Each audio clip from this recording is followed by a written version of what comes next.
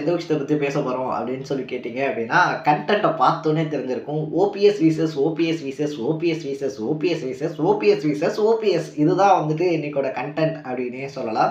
So இந்த மாதிரி ஒரு சினிமா காமெடியை பார்த்தோம் அப்படின்னா, ஐ மீன் இந்த மாதிரி ஒரு ரியல் காமெடியை நம்ம சினிமாவில் கூட பார்த்துருக்க மாட்டோம். ஸோ அமைதிப்படை பார்த்தோம் அப்படின்னா, ஒரு எப்பயுமே பொலிட்டிக்கல் ஜேர்னர் அப்படின்னு சொல்லி வரும்போது அதில் இருக்கக்கூடிய காமெடி மாதிரி எப்போ எந்த படத்துலையுமே இருக்காது அப்படின்னு சொல்லலாம். பட் அப்படிப்பட்ட படத்தில் கூட இந்த மாதிரி ஒரு சீன் இல்லை அப்படின்னு தான் சொல்லணும். ஒரு முன்னாள் முதலமைச்சர்னு கூட பார்க்காம இப்படி பண்ணிட்டீங்களேடா படுபாவிகளா அப்படின்ற மாதிரி தான் இருந்துச்சு.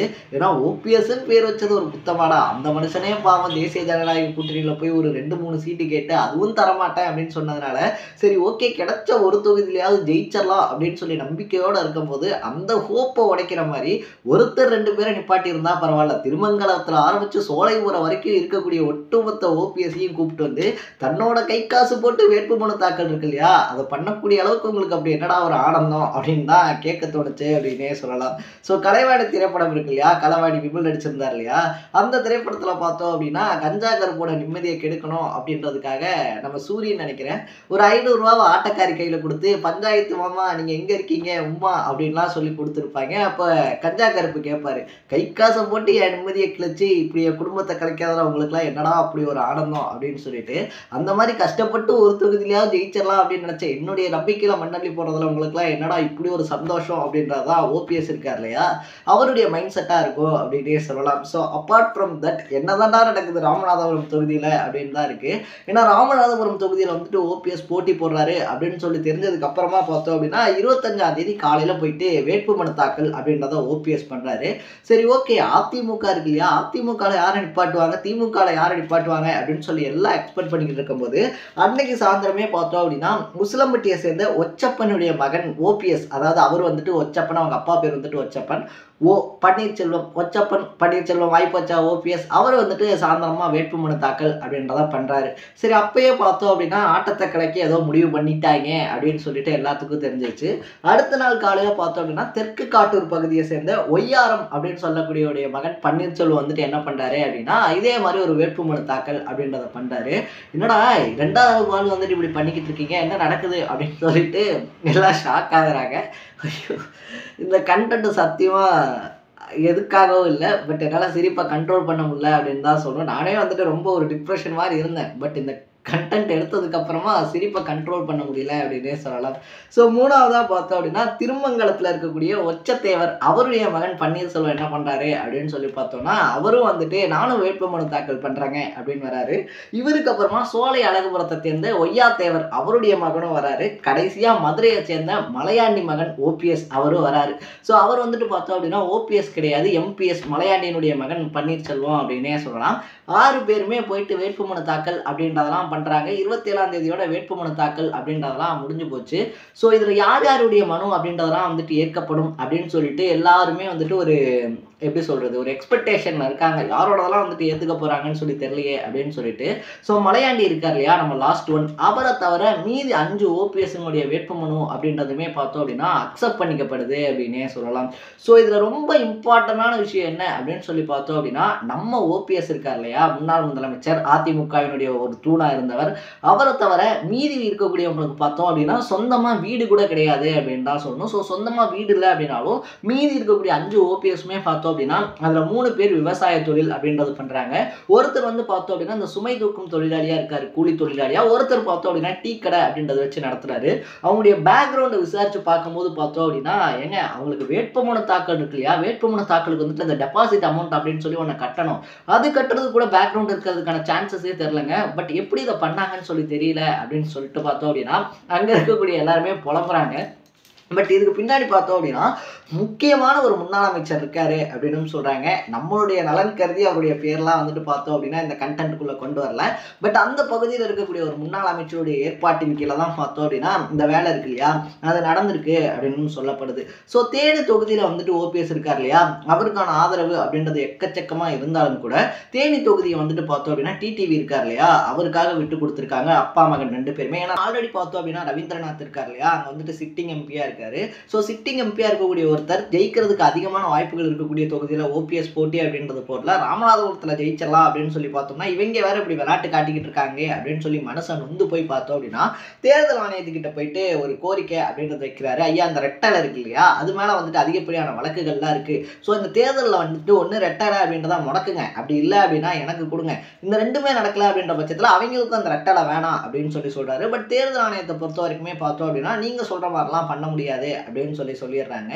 இதுக்கப்புறமா என்ன பண்றாரு அப்படின்னு சொல்லி கேட்டோம்னா சரி இதுவும் முடியாதுன்ட்டாங்க அதுவும் முடியாதுன்ட்டாங்க, கூட்டணியில சீட்டும் இல்லைன்ட்டாங்க, அட்லீஸ்ட் கேட்கக்கூடிய சின்னம் இருக்கு இல்லையா, நம்ம ஒரு சின்னத்தை வாங்குறோம் அப்படின்ற பட்சத்தில் ஒரு நல்ல சின்னமா வாங்கிட்டோம் அப்படின்னா மக்கள் கிட்ட கொண்டு போய் சேர்த்தரலாம் அப்படின்னு சொல்லிட்டு ஒரு 4-5 சின்னம் கேட்டாரு அப்படின்னு சொல்லப்படுது. திராட்சை சின்னம் கொடுங்க, வாலி சின்னம் கொடுங்க அப்படின்னு சொல்லிட்டு. பட் வாலி சின்னம் இருக்கு இல்லையா, அவர் கேட்ட வாலி சின்னம் பார்த்தோம் அப்படின்னா வேற யாருக்காவது போயிருந்துச்சு அப்படின்னா பிரச்சனை கிடையாது. இவர் வாலி சின்னம் கேட்கும் போதே மற்ற 4 ஓபிஎஸ் என்ன பண்றாங்க அப்படின்னா எங்களுக்கும் வாலி சின்னம் தான் வேணும் அப்படின்னு சொல்லி போட்டி போடுறாங்க. ஸோ 4 பேருமே வாலி சின்னம் கேட்டதுனால சீட் எழுதி போடுறாங்க. யாரு பேர் வருதோ, எந்த ஓபிஎஸ் வராரோ, அது ஒச்சப்ப தேவர் இருக்கார் இல்லையா அவருடைய மகனா இருந்தாலும் சரி, இல்லை ஒய்யாரத்தினுடைய மகனா இருந்தாலும் சரி, இல்ல மலையாண்டி இருக்கார் இல்லையா அவருடைய மகனா இருந்தாலும் சரி, யார் மகனா இருந்தாலும் சரி, யாருக்கு வருதோ அதை எடுத்துட்டு போங்க அப்படின்னு சொல்லி தேர்தல் நடத்தக்கூடிய அதிகாரி சொல்லிடுறாரு. நம்ம ஐயாவுடைய கெட்ட நேரமா இல்ல அவங்களுடைய நல்ல நேரமா அப்படின்னு சொல்லி தெரியல. இவருக்கு வந்துட்டு பார்த்தோம் அப்படின்னா அந்த வாலி சின்னமும் வரல. இவருடைய பேர்ல போட்டியிடக்கூடிய ஒரு சுயேட்சை வேட்பாளருக்கு தான் பார்த்தோம் அப்படின்னா அந்த வாலி சின்னம் அப்படின்றது போகுது. சரி இவருக்கு என்னதான்டா சின்னம் அப்படின்னு சொல்லி பார்க்கும்போது பார்த்தோம் அப்படின்னா இவருக்கு பலாப்பழ சின்னம் அப்படின்றத கொடுக்குறாங்க. மனுஷன் அந்த இடத்துல ரொம்ப நொந்து போயிட்டாரு அப்படின்னு சொல்லப்படுது. இதுல இன்னொரு சுவாரஸ்யமான விஷயம் என்ன அப்படின்னு சொல்லி கேட்டோம் அப்படின்னா சின்னம் கிடைக்காத வருத்தத்துல இருக்க நாம் தமிழர் இருக்காங்க இல்லையா, கரும்பு விவசாயி சின்னம் அப்படின்றத கேட்டு பார்த்தோம் அப்படின்னா கிடைக்காம ரொம்பவே வெக்ஸ்ல இருக்காங்க. ஏன்னா அந்த அளவுக்கு பார்த்தோம் அப்படின்னா களப்பணி அப்படின்றதெல்லாம் பண்ணி சின்னத்தெல்லாம் கொண்டு போய் சேர்த்துட்டாங்க. பட் சின்னத்தை சேர்த்துருக்கக்கூடிய இந்த சுச்சுவேஷன் வந்துட்டு தேர்தல் ஆணையம் திட்டமிட்டு சின்னத்தை பறிச்சிட்டாங்க அப்படின்னு சொல்லிட்டு. பட் அந்த கரும்பு விவசாயி சின்னமும் பார்த்தோம் அப்படின்னா ராமநாதபுரம் தொகுதியில ஒதுக்கப்பட்டிருக்கு அப்படின்னே சொல்லலாம். என்னப்பா சொல்ற, அது எப்படி பாசிபிள் அப்படின்லாம் சொல்லி கேட்டீங்க அப்படின்னா கர்நாடகாவை சேர்ந்த ஒரு கட்சி போட்டி போடுறாங்க அப்படின்னு சொல்லிட்டு தான் இங்க வந்துட்டு நாம் தமிழருக்கு அந்த கரும்பு விவசாய சின்னம் இல்லைன்னு சொன்னாங்க இல்லையா.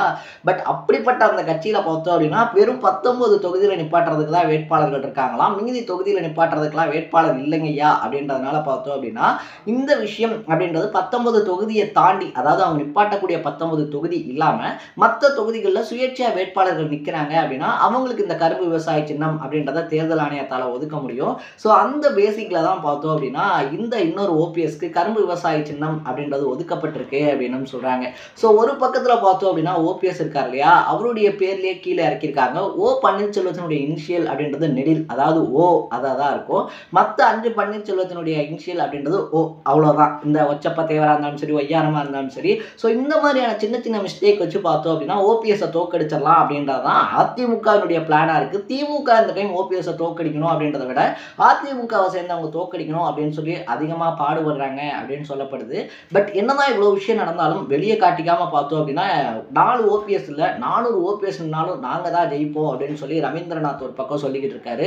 இன்னொரு பக்கத்தில் பார்த்தோம் அப்படின்னா ஏங்க அந்த ஓபிஎஸ்களுக்கும் எங்களுக்கும் சம்பந்தமே கிடையாதுங்க அப்படின்னு சொல்லிட்டு அதிமுகவினுடைய செய்தி தொடர்பாளரான வைகை செல்வன் இருக்கார் இல்லையா, அவர் ஒரு பக்கம் பார்த்தோம் அப்படின்னா கிளாரிபிகேஷன் அப்படின்றத கொடுத்துக்கிட்டு இருக்காரு அப்படின்னே சொல்லலாம். ஸோ இது எல்லாத்தையும் தாண்டி இத்தனை பிக்கல் புடுங்களை தாண்டி வந்துட்டு பார்த்தோம் அப்படின்னா ஐயா ஓபிஎஸ் இருக்கார் இல்லையா, ஓ பன்னீர்செல்வம், அவர் ராமநாதபுரம் தொகுதியில் ஜெயிக்க முடியுமா அப்படின்னு சொல்லி கேட்டோம்னா கஷ்டமான விஷயம் அப்படின்னு தான் சொல்லணும். என்னப்பா நீ சொல்ற அப்படின்னு சொல்லி கேட்டீங்க அப்படின்னா கண்டிப்பா, ஏன்னா ஓட்டு போடக்கூடியவங்க இருக்காங்க இல்லையா, இந்த 5 பன்னீர்செல்வத்துல எது நம்ம பன்னீர்செல்வம் அப்படின்னு சொல்லி தேடி ஓட்டு போடுறது அப்படின்றது கஷ்டமான விஷயம். அதுவும் இந்த வயசானவங்க எல்லாம் இருக்காங்க இல்லையா, அபோவ் 40+ இருக்கக்கூடியவங்க இருக்காங்க இல்லையா, அவங்களுக்கு பன்னீர்செல்வம் அப்படின்ற பேர் பார்த்தா கூட ஓட்டு போட்டுருவாங்க. 4 பன்னீர்செல்வம் இருந்துச்சுன்னா இதுல எது நெறியில எது குடியில எது நம்ம ஐயா எது இன்னொருத்தன் அப்படின்னு சொல்லி தெரியாது.